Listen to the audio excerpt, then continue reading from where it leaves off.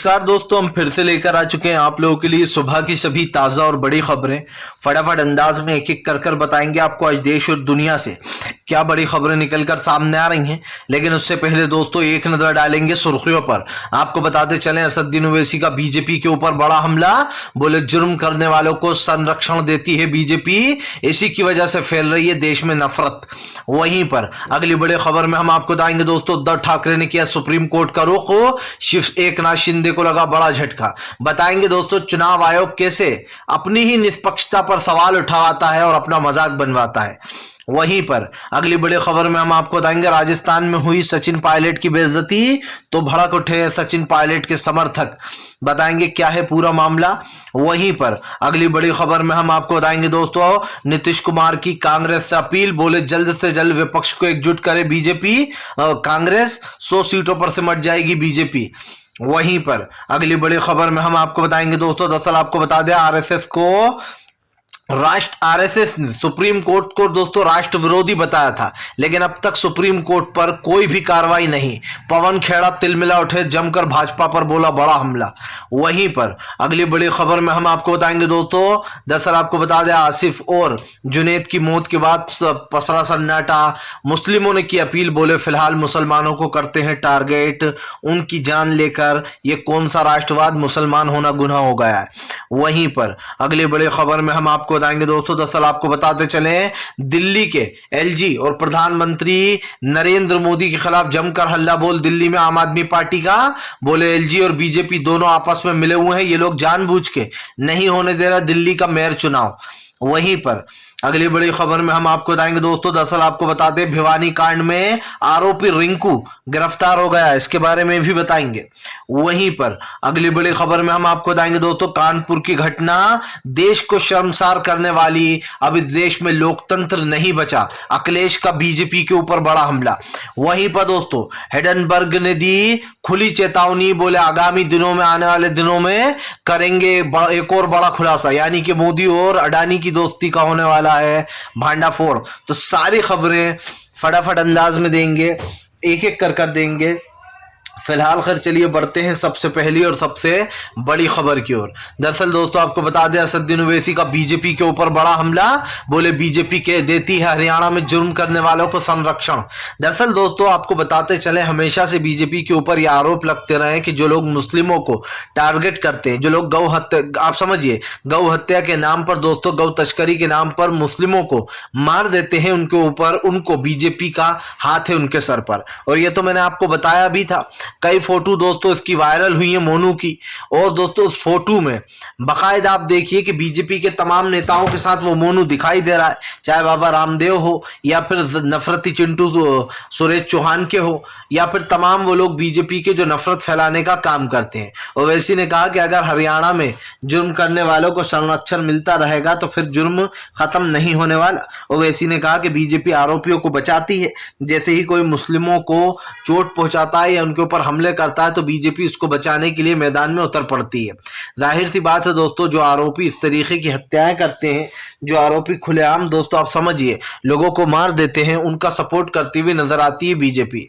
दोस्तों कभी कभी तो ये लगता है कि बेचारे मुस्लिमों का मुसलमान होना ही सबसे बड़ा जुर्म हो गया है। आप समझिए आज हमारे देश में हो क्या रहा है। इससे पहले कांग्रेस की सरकार 50 साल तक रही, ना ही कांग्रेस ने कभी ट्विटर पर लिखने से किसी को रोका, ना उसके खिलाफ बोलने से किसी को रोका, ना कभी पूरी मीडिया को कांग्रेस ने कंट्रोल किया। लेकिन बीजेपी दोस्तों 2014 के बाद से ही लगातार पूरी मीडिया को अपने, आप समझिए अपने पैरों की पायल बनाकर पहने हुए है, जहां चाहती है वहां थिरक जाती है। सबसे बड़ी बात यह है कि ये मीडिया है या फिर दोस्तों भोपू है जो दिन भर मोदी सरकार के नाम पर बचता रहता है।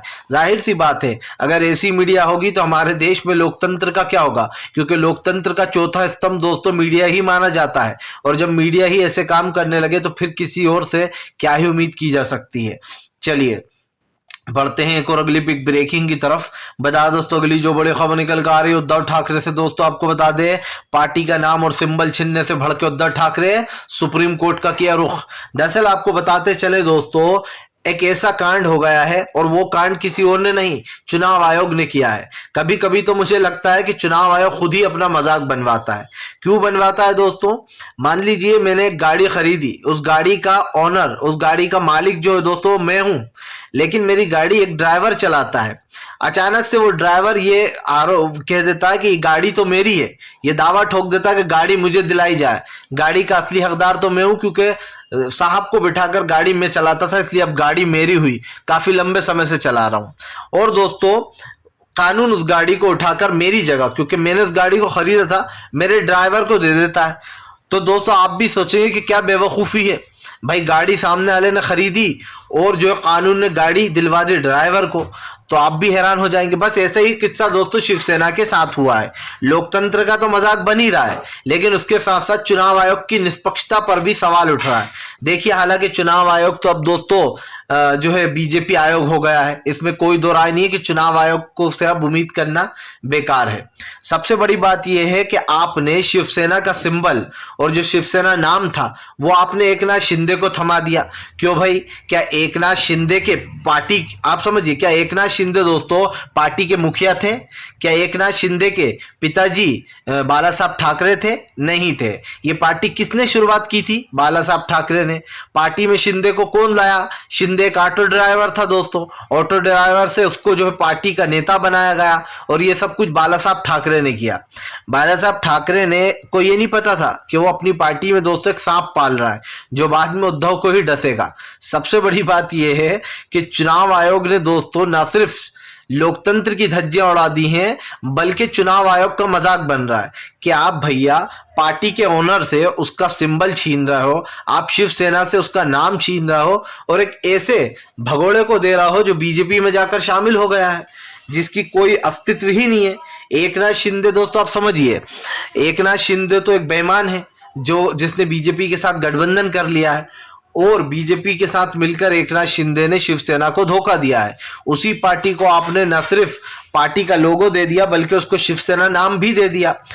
तो ये तो वही बात हो गई कि जिसने मर्डर किया उसको तो छोड़ दिया, लेकिन जो बेचारा मर्डर करने वाले के साथ था, जिसको तो पता भी नहीं था कि ये क्या करने वाला है, उसको आपने गिरफ्तार कर लिया।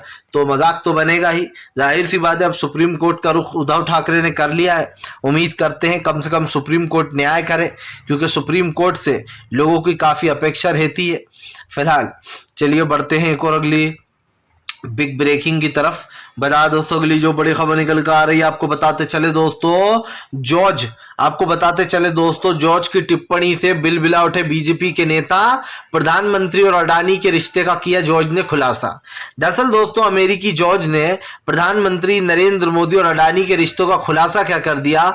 गोदी मीडिया और तमाम बीजेपी के नेता कहने लगे कि यह तो विदेशी साजिश है। जो बीजेपी के खिलाफ सच बोलते दोस्तों वो विदेशी साजिश हो जाती है। सबसे बड़ी बात यह दोस्तों कि आप समझ सकते हैं कि विदेशी साजिश क्या होती है, लेकिन इस वक्त दोस्तों भारतीय जनता पार्टी देश के लोकतंत्र की जो धज्जियां उड़ा रही है उसका जिम्मेदार कौन है, आप समझिए। आपको बताते चले दोस्तों, अभी एक मामला निकलकर सामने आया है जहां पर यह साफ देखा जा सकता है कि बीजेपी दोस्तों क्या करवा रही है, और इसीलिए दोस्तों बीजेपी की जॉर्ज ने पोल खोल दी है। दरअसल अडानी और प्रधानमंत्री नरेंद्र मोदी का रिश्ता बहुत गहरा है, ये आरोप हमेशा से कांग्रेस, तो जाहिर सी बात है जो भी मोदी सरकार के खिलाफ सच बोलने की कोशिश करता है या तो उसको डरा दिया जाता है या फिर दोस्तों उसको चुप करा दिया जाता है। और यही बात आप समझिए, जब कोई बाहर देश का इंसान बोलता है तो गोदी मीडिया और बीजेपी के दोस्तों चमचे कूद पड़ते हैं। दरअसल दोस्तों जॉर्ज ने खुलासा किया प्रधानमंत्री नरेंद्र मोदी और अडानी की दोस्ती का, तो बीजेपी और गोदी मीडिया दोस्तों बिलबिला उठे। आपको तो पता ही है, जैसे ही अगर कोई बाहर देश का कुछ बोलता है तो इन लोग को लगने लगता है कि विदेश के खिलाफ साजिश हो रही है। लेकिन अफसोस की बात, जाहिर सी बात है, सरकार की नीतियां और सरकार के फैसले आम जनता के खिलाफ जाते हैं। जब अडानी जैसे लोग दोस्तों हमारे देश का पैसा डकार कर भाग जाते हैं तो ये वही प्रधानमंत्री है जो कहते हैं कि मैं विदेश से भी पकड़ कर ले आऊंगा। लेकिन अफसोस की बात यह दोस्तों, जो एक बार पैसा लेकर भाग जाता है वो कभी किसी के हाथ नहीं आता, और ये सच्चाई आप भी अच्छे से जानते हो। लेकिन दोस्तों आप लोग इस चीज को समझोगे नहीं, क्योंकि आपके दिमाग, कुछ लोग ऐसे होंगे जिनका दिमाग दोस्तों गोदी मीडिया जो है वो भ्रष्ट कर देती है। आपको ऐसा लगने लगता है अचानक से कि ये जो मीडिया है ये बिल्कुल सच बोल रही है और इसमें कोई गुंजाइश नहीं है, लेकिन सच्चाई क्या है ये आप खूब देख रहे हैं। प्रधानमंत्री नरेंद्र मोदी और तमाम बीजेपी के नेता दोस्तों पूरी तरीके से फेल हो चुके हैं और आप अच्छे से जान चुके हो दोस्तों कि भारतीय जनता पार्टी इस वक्त क्या कर रही है। देश में दोस्तों महंगाई, गरीबी, बेरोजगारी जैसे मुद्दों को बढ़ावा देने वाली बीजेपी है। जाहिर सी बात है जब अडानी ही देश का पैसा खा जाएगा तो बचेगा कहां से। चलिए बढ़ते हैं एक और अगली बिग ब्रेकिंग की तरफ। बताया दोस्तों अगली जो बड़ी खबर निकल कर आ रही है आपको बताते चले दोस्तों, बीजेपी के ऊपर गरजे कांग्रेस के नेता पवन खेड़ा। बोले Bharatiya Janata party supreme court के अपमान करने वालों को भी देती है बढ़ावा। दरअसल दोस्तों आपको बता दें अभी हाल ही में आरएसएस ने सुप्रीम कोर्ट के लिए एक बात कही थी, उस बात को लेकर काफी हंगामा भी हुआ, लेकिन अफसोस की बात यह कि ना ही उसके ऊपर सुप्रीम कोर्ट ने कोई फैसला किया, एक्शन लिया, और ना ही बीजेपी ने उसके खिलाफ कोई एक्शन लिया। अब मैं आपको एक बात बताता हूं दोस्तों, एक बार सुप्रीम कोर्ट के लिए आपको याद होगा सुप्रीम कोर्ट के ही जज हैं, उन्होंने कुछ बोल दिया था, उनका नाम दोस्तों भूल गया, अचानक से दिमाग से उतर गया, नाम आ नहीं रहा याद, लेकिन उन्होंने सुप्रीम कोर्ट के बारे में कुछ बोला तो सुप्रीम कोर्ट ने कहा कि अब आपको सजा मिलेगी, हम आपको सजा देकर रहेंगे। लेकिन दोस्तों आप समझिए उनको सजा भी सुनाई गई। हाँ, प्रशांत भूषण दोस्तों आपको याद होगा, प्रशांत भूषण को अमान्य के कारण सजा सुनाई गई थी 6 महीने की। या तो आप सुप्रीम कोर्ट से माफी मांगे या आपको हम 6 महीने की सजा देंगे। प्रशांत भूषण ने माफी मांगने से साफ इनकार कर दिया था कि मैंने जो सुप्रीम कोर्ट के बारे में बोला है वो बिल्कुल सही है कि मोदी सरकार सुप्रीम कोर्ट के फैसलों को में दखल अंदाजी करती है और अब सुप्रीम कोर्ट पर भरोसा नहीं रहा।